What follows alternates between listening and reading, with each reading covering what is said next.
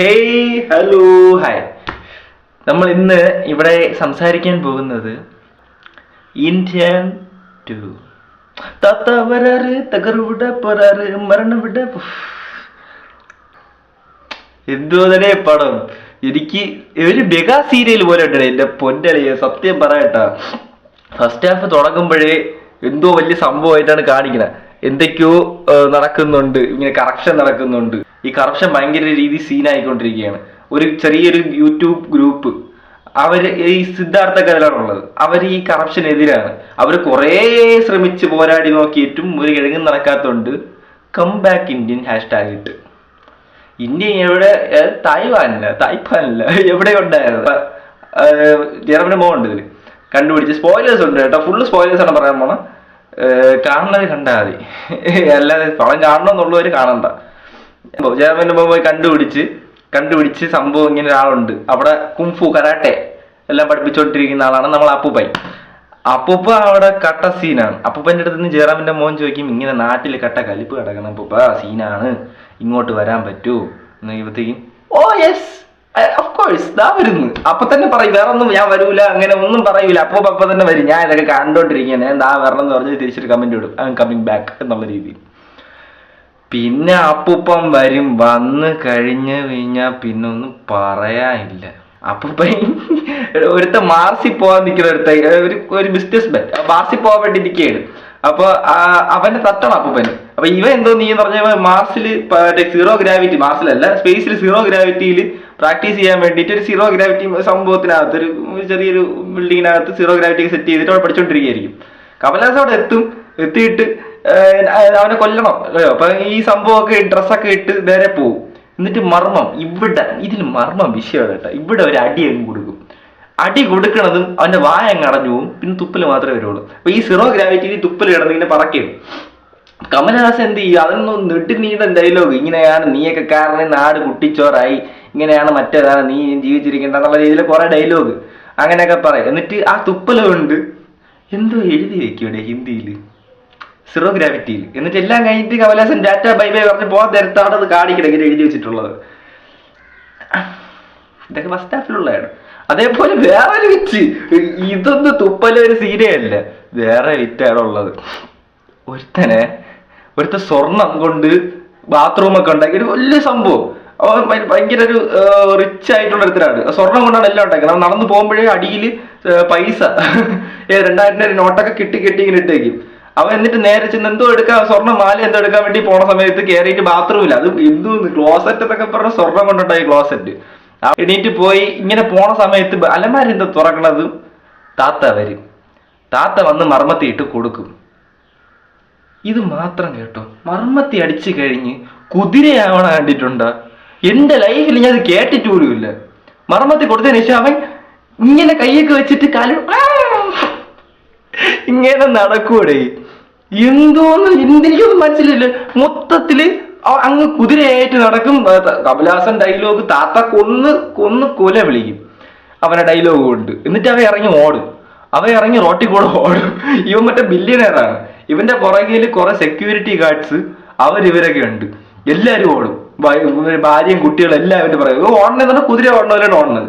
ഓടി മൂക്കിന്ന് വായിന്നൊക്കെ ചോര വന്നിട്ട് പെട്ടെന്ന് ഒരു പാലത്തിന്റെ അടുത്ത് ചെന്നിട്ട് പാലത്തിന്റെ അടുത്ത് ചാവും. ഫസ്റ്റ് ഹാഫിലുള്ള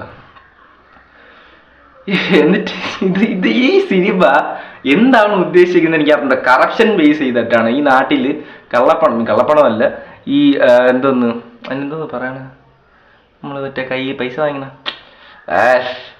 അയ്യോ നഞ്ചം എന്നാണ് തമിഴ് പറയണത്. അതിനെന്തായിരുന്നു മലയാളത്തിൽ പറയണ മറന്നു. കൈക്കൂലി വാങ്ങിക്കാൻ പാടില്ല എന്നുള്ള സംഭവമാണ്. അപ്പൊ ഈ സിദ്ധാർത്ഥിന്റെ, സത്യം പറയട്ടെ, സിദ്ധാർത്ഥിന്റെ ഈ സിനിമയുടെ കഥയൊക്കെ അത്യാവശ്യം പൊളിയാണ്. പക്ഷെ ഇത് ചെയ്ത് വെച്ചേക്കുന്ന സഹിക്കാൻ പറ്റൂല.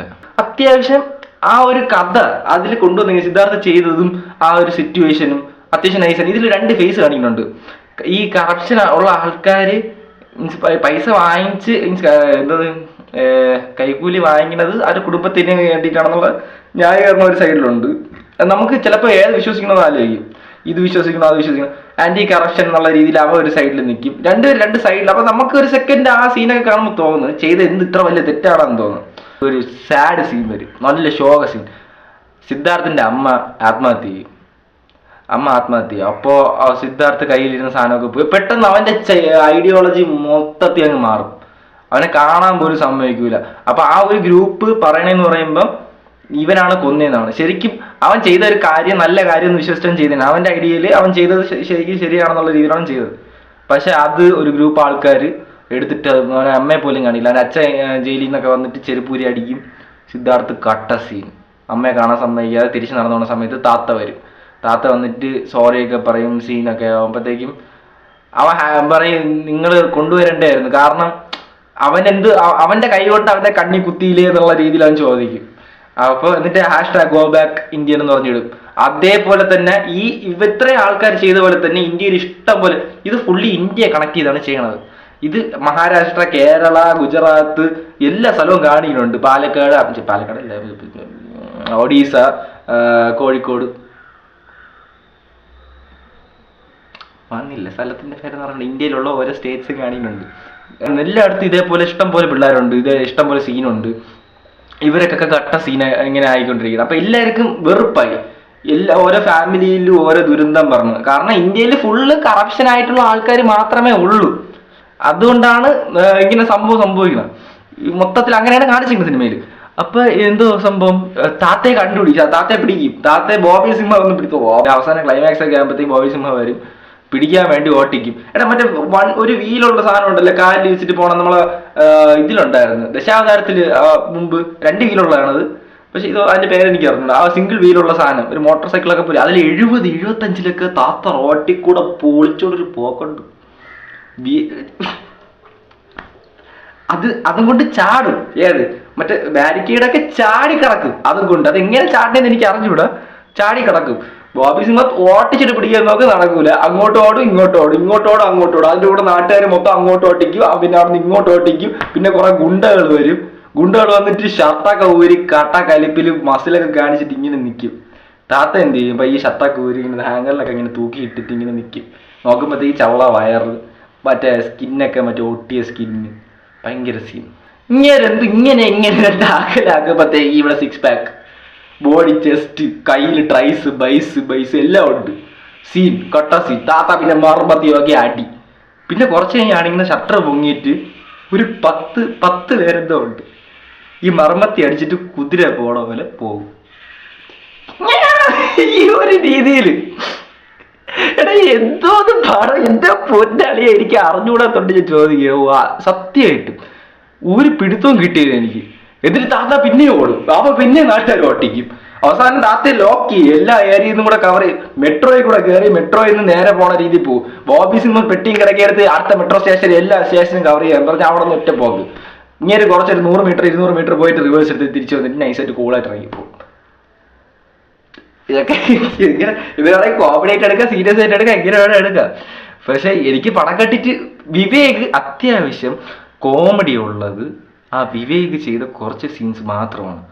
സത്യം പറയട്ടെ, അയാള് ചെറുതായിട്ടേ പടത്തിലുള്ളൂ. അന്യനില് പ്രകാശ് രാജിന്റെ കൂടെ വരുമല്ലോ പോലീസുകാരനായിട്ട്. ആ ചെറിയ ഇതുണ്ടല്ലോ, അമ്പീർ കൂടെ ഇല്ലാന്ന് വെച്ചോ.